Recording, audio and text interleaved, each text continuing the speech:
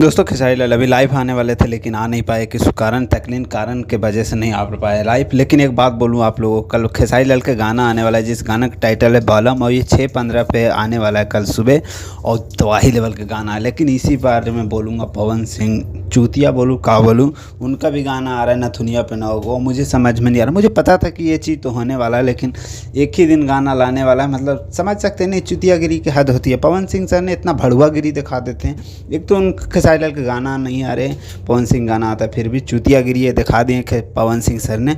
बहुत बड़ा इसे भड़ुआगिरी बोलेंगे हम, कि ऐसा करना नहीं चाहिए था, क्योंकि गाना खेसारी लाल यादव के आ रहे हैं, और खेसारी लाल यादव गाए भी नहीं है, हरियाणा के सिंगर ने गाया, सिर्फ एक्ट किए हैं।